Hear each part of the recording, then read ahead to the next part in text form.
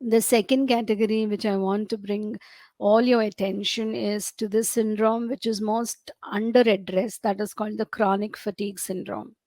I am seeing scores of people, young, old, and middle aged, all alike, are definitely experiencing something called as chronic fatigue. That means you are doing a desk job, you're not doing a very physically intense work, yet at the end of the day, you're so fatigued and tired that you have no energy to do any kind of a household work. You have no energy to listen to the child. You have no energy to do any kind of a mentally concentrating job, and all that you want to do is, crash the bed and go to sleep. So this is a disease which is characterized by neurological symptoms, muscle pain, intense physical or mental exhaustion, and it could then, over a period of time, could lead to dizziness, specific cognitive dysfunction, etc.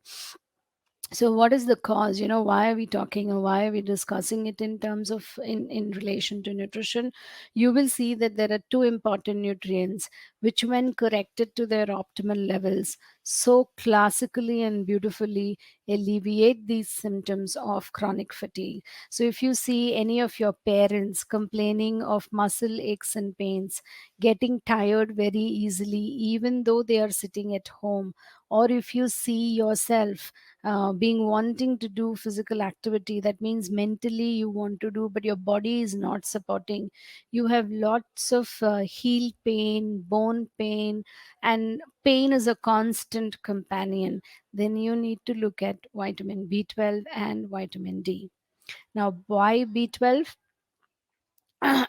Because it is an important B complex nutrient which has a direct impact on muscle health and nerve health, and therefore many conditions could precipitate B12 deficiency. One of the classic ones is, of course, being vegetarian or vegan. If you've been vegetarian for a long period of time, there have been not even eggs in your diet, you generally don't drink milk and eat curd, then all of it could precipitate. Then another conditions, like if somebody has been on diabetic medication for long, if somebody has been using antacids or pantoprazoles for a very long period of time, they could also be susceptible to B12 deficiency, and therefore, even though non-vegetarian but diabetic for a long period of time.